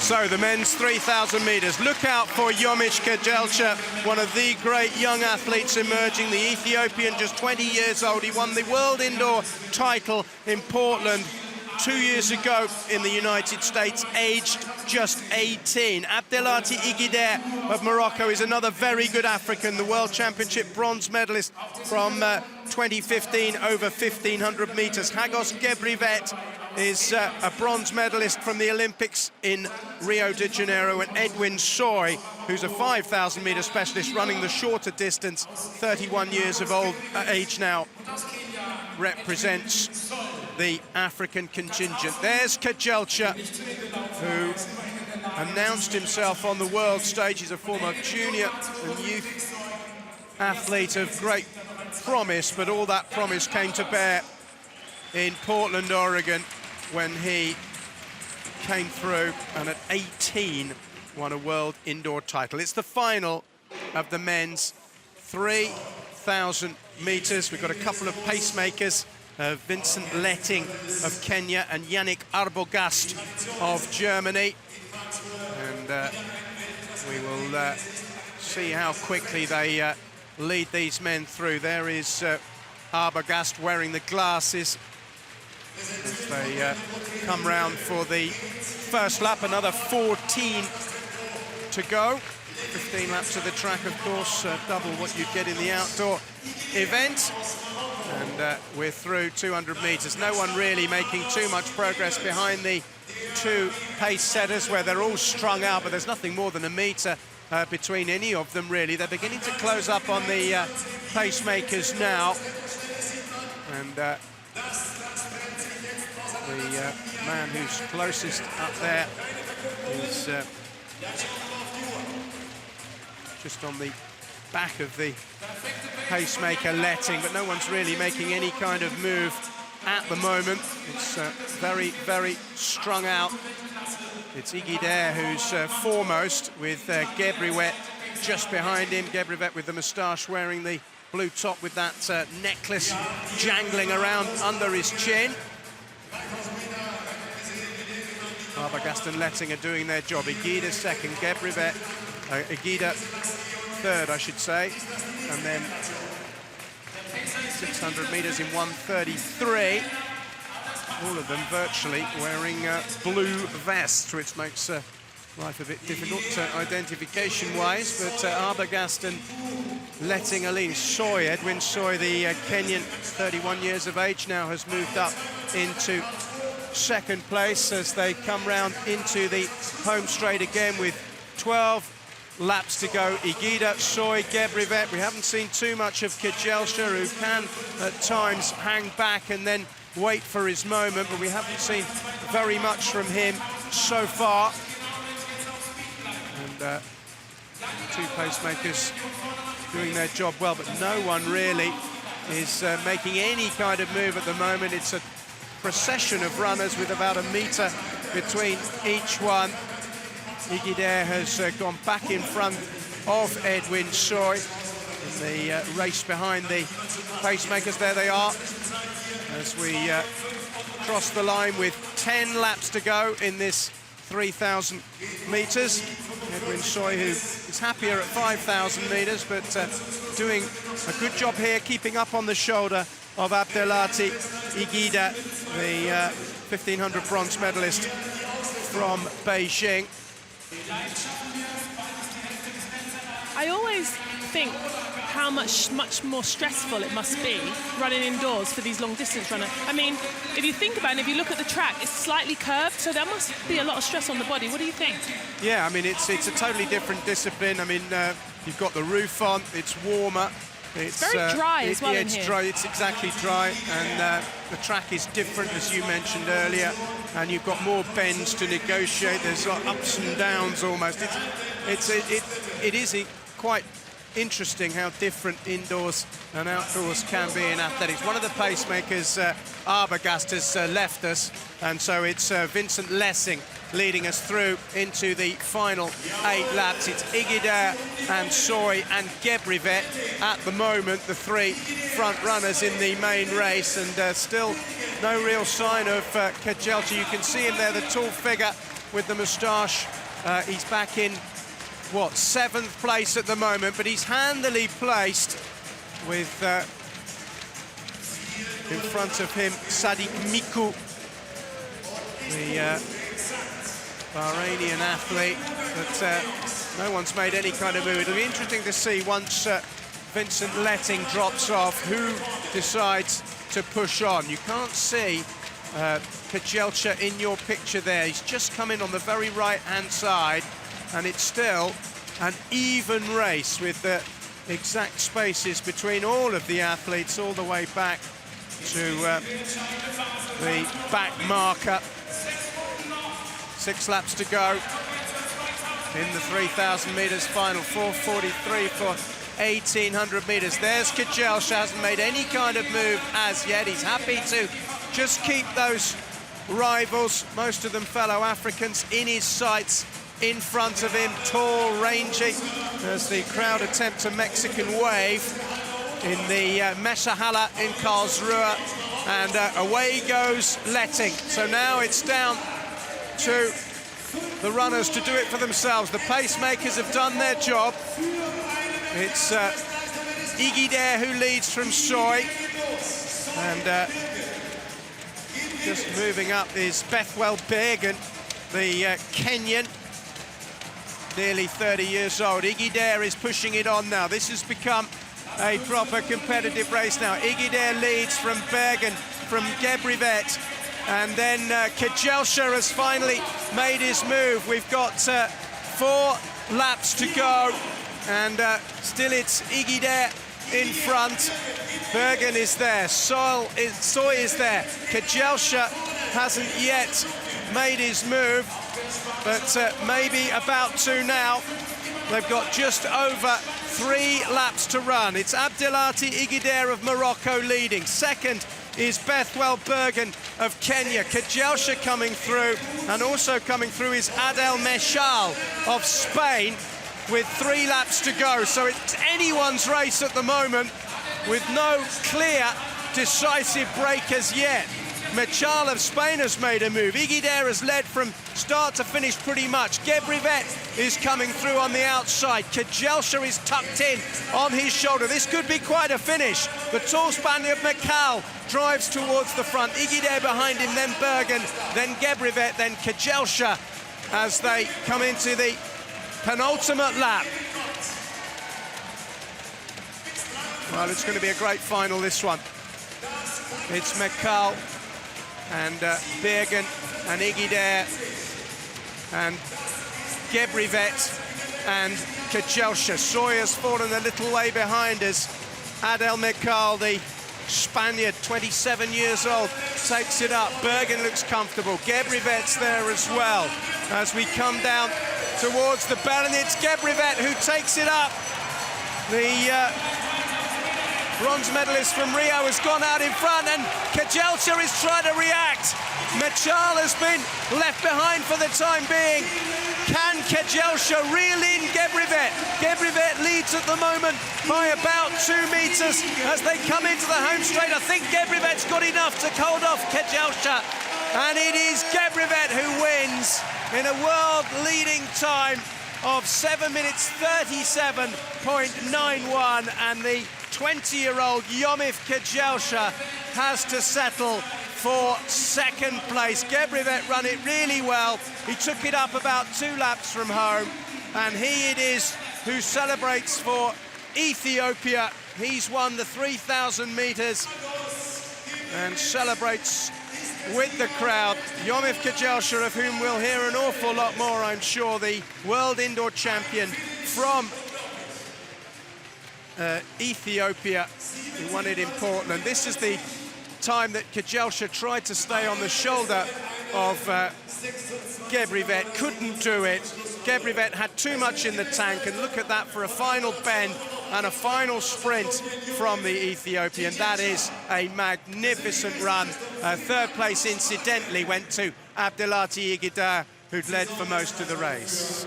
Yeah, I mean, a very fascinating race. For me, coming from all the jumps and the sprints, I really, really have to respect them running. How many laps did you say? 15 laps yeah. of the track, you know? And that turn of pace on that last lap off that top bend is amazing after running so many laps. And I think that's where you see the difference between the class of the athletes. You know, you've ran 14 laps, you come back on that 15th lap, you turn it like you've not even run a lap. Well, there's Kejelsha, really who's in the sort of youth of his career, really, 20 years old, but, well, he ran Gebrevet hard, but he couldn't see him off in the end. He's got a smile, and he's got second place, and his stock is rising. There's no doubt about that. He's going to be one of the big middle distance men in the years to come. Let's take a look at some of the results we've had on an exciting night in Karlsruhe, starting with the men's pole vault. What a contest this was between Raphael Holtzepper and the world record holder Renaud Levin, and it was Holtzepper with a massive personal best of 5 meters 88, a world-leading mark by him. Levin couldn't match it, and Wojciechowski of Poland was third with his season's best vault of 5 meters 70. Yeah, that was a really, really fun competition to watch. It was great. It ended up as a 2-horse race, but it was fantastic. Women's high jump, bit of a surprise. Yulia Levchenko came in as a big favourite, but could only clear 1 meter 92, which left Mirela Demireva of Bulgaria with a personal best to claim top honours. Yeah, you know, I think that was a big shock for Levchenko not to win. I think a lot of people put the kind of the medal round her neck, as we'd say. But, you know, really good jump, 195. It's good jumping indoors. Yep. The race we've just seen, good race too. Hagos Gebrevet, magnificent over the last lap.